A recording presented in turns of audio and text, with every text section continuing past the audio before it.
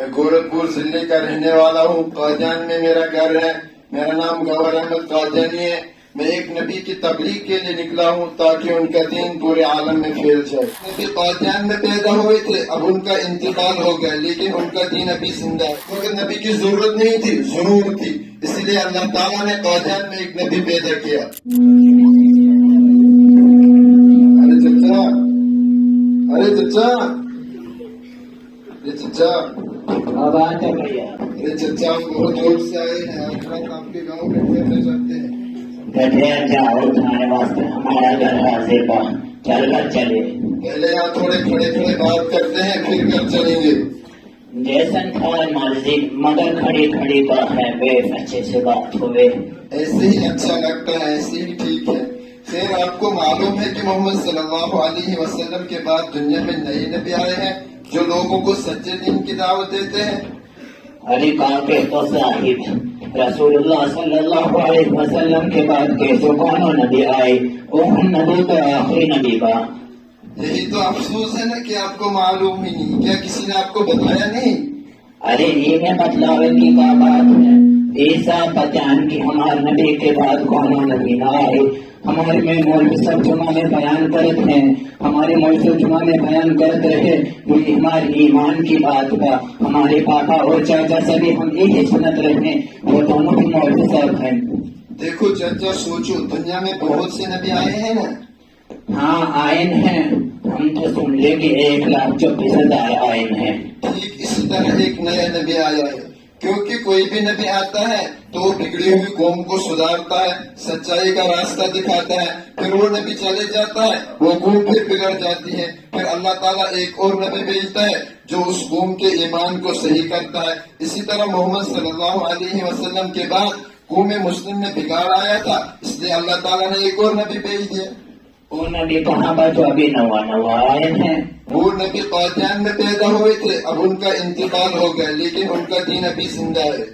ارے صاحب, جب وہ نبی مر گئے تو ان کو مان کے کہا ہوئے, اب جب کوئی دوجا نبی آئے تو ہم کو بتاوے, ہم ذرا وہ نبی سے بات کریں. ارے کیا بات ہے چچا, یہاں کیا شور ہو رہا ہے؟ ارے انجینئر کا بات تو ہی پوچھ لے, یہ صاحب کہاں سے آئین ہے. یہ صاحب ہمارا مہمان کا آج ہمارے گھر آئین ہے. جی فرمائے, آپ کہاں سے تشریف لائے ہیں؟ میں گورکھپور ضلع کا رہنے والا ہوں. قادیان میں میرا گھر ہے.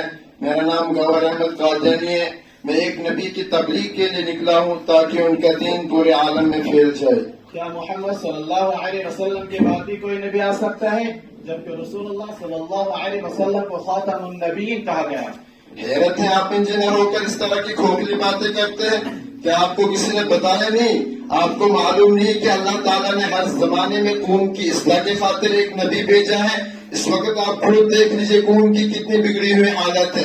کیا اس وقت نبی کی ضرورت نہیں تھی؟ ضرور تھی, اس لیے اللہ تعالیٰ نے قادیان میں ایک نبی پیدا کیا. تو پھر خاتم النبی جو قرآن میں آیا ہے, علماء تقریر کرتے, مفسر تشریح کرتے, کیا یہ نعوذ باللہ بیکان کی باتیں ہیں؟ اس کا مطلب نہیں ہے. اگر اس کا مطلب ہے تو پھر نئے نبی ہونے کا کوئی سوال ہی نہیں ہوتا ہے. It is impossible mister Gohar, you are wrong. یہ بالکل غلط بات ہے, آپ بالکل غلط بول رہے ہیں. دیکھیے انجینئر صاحب, آیت بالکل صحیح ہے, آپ نے آیت کا مطلب ہی غلط سمجھا ہے.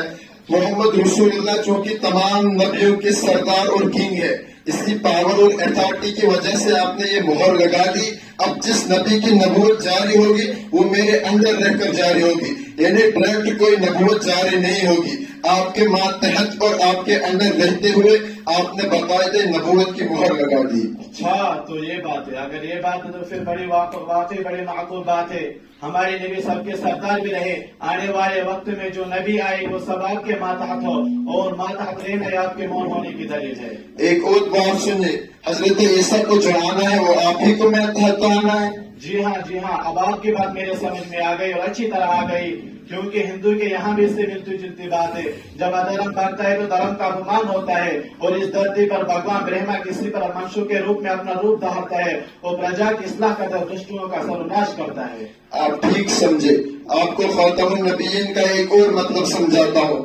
جیسے آپ کسی انجینئر کے بارے میں تعریفاً یہ بات کہتے ہیں کہ یہ آخری انجینئر ہے, کیا اس کے بعد کوئی انجینئر نہیں ہوگا؟ ضرور ہوگا, مگر یہ بات تعریفاً کہی جاتی ہے, اس سے دوسرے انجینئروں پر کوئی فرق نہیں پڑتا. जी हाँ गवाह साहब, अब आपकी बात मेरे समझ में आ गई। अब आप उस नबी का तारुफ यानी इंट्रोडक्शन कराए ताकि हम कुछ सोच सके। वो नबी आबिद जाहिद रातों रात इबादत करने वाला है। खुद अंग्रेज लोग उनके दर पर आते हैं और दुआ लेकर चले जाते हैं। आप मुस्तजाब दावत नबी है। तो फिर हमें ऐसे नबी पर ईमान जरूर लाना चाहिए। फिलहाल आपके हाथ पर बैत करता हूँ। रहीम चीचा आप भी बैत। नहीं बाबा, हमरा पहले दिन सोचे के चाहिए। जरा मौलवी साहब से पूछ ही देखा, ये मौलवी साहब से, ये मौलवी साहब पढ़त है, इससे बात करें। रहीम नाना कोई खास बात है? लगता है कि इंजीनियर चीचा का दिन तक बदलवा। हाँ बेटा, हमीद गजब हो गए हैं। इन नवा साहब बेटा ने कोई नवा नबी आए हैं। क्या बात है साहिब, आप लोग मिर्जा गुलाम कादियानी, काना दज्जाल, झूठा पक्का जानी की बात तो नहीं कर रहे हैं? हमीद मैं आपको सुबह सवाल कर बोलना चाहिए। आप पढ़े लिखे मैं इनको मान चुका हूँ।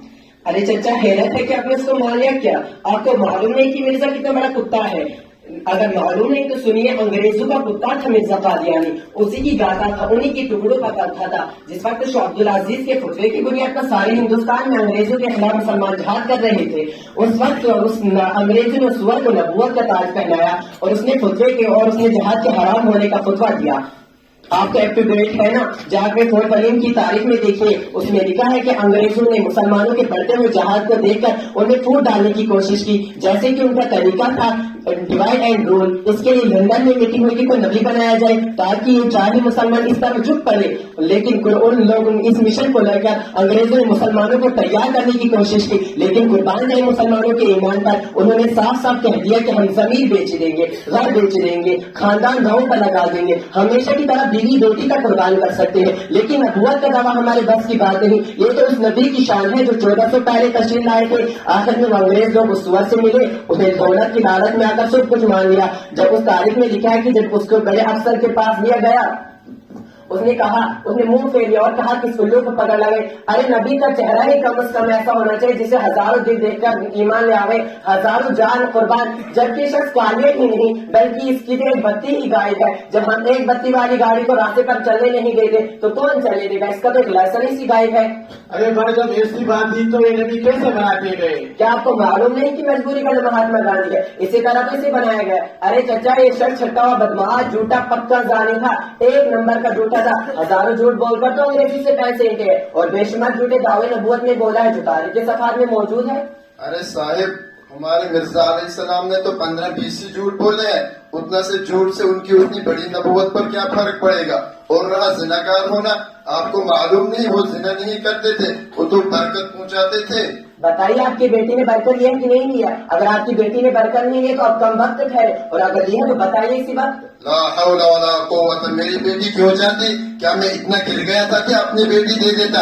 अरे उन्होंने तो मुझे 3 लाख रुपए दिए और एक LCD दिया था, इसलिए मैं उनकी तबलीग करता हूँ और इन पर ईमान भी रखता हूँ। उसने तो अपनी माँ से एक मर्तबा जिना किया था, वो उसकी दुआ चूंकि माल खुलिया का मरीज था इसलिए कुछ पता न चला, मुंह काला करके बल्कि बरकत दे गया। आप झूठ बोलते हैं, मिर्जा अलैहिस्सलाम ने बिल्कुल ऐसा नहीं किया है। अफसोस है मौलाना होकर झूठ बोलते हैं, शर्म नहीं आती है। हम झूठे की बात का एतबार नहीं किया जाता है।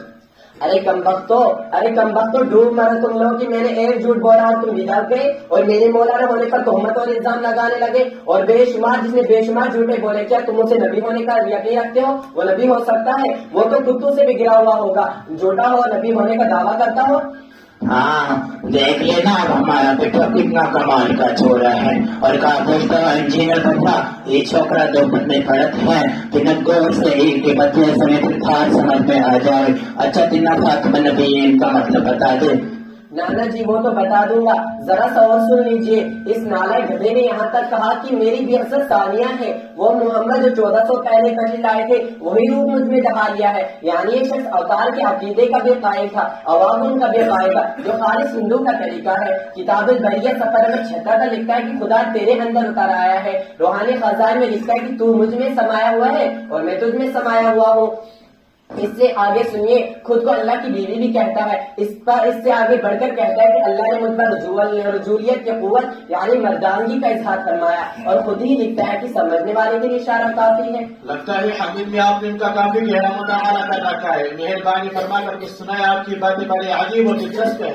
الحمدللہ میں نے کچھ پڑھا ہے، اس میں سے چند سنیے۔ یہ شخص خود ہی کبھی حاملہ، کبھی مریم، کبھی عیسیٰ، کبھی اللہ کا نطفہ بنتا ہے۔ لکھتا ہے کہ بابو بخشش چاہتا ہے کہ تیرا حیض دیکھے، تجھ میں حیض نہیں بلکہ وہ بچہ ہے جو بمنزل اطفال اللہ ہے۔ ایک جگہ لکھتا ہے کہ مریم کی طرح عیسیٰ کی نموز میں نفخ کی گئی اور استعارہ کے رنگ مجھے حاملہ ٹھہرایا گیا۔ آخر کئی مہینے کے بعد جو 10 مہینے سے زیادہ کے مجھے الہام سے مریم سے عیسیٰ بنایا گیا۔ اوتار ہونا تو اوپر سن ہی لیا ہوگا آپ لوگوں نے، جس پر ایسی وحی آئے وہ نبی ہو سکتا ہے۔ ایسی وحی I love you, I am in you, I am in you, بھلا خود ہی سوچے نبی ہو سکتا ہے۔ اچھا حمید میاں خاتم النبیین کا مطلب بتا دیجیے تاکہ اور مضبوط ہو جائے۔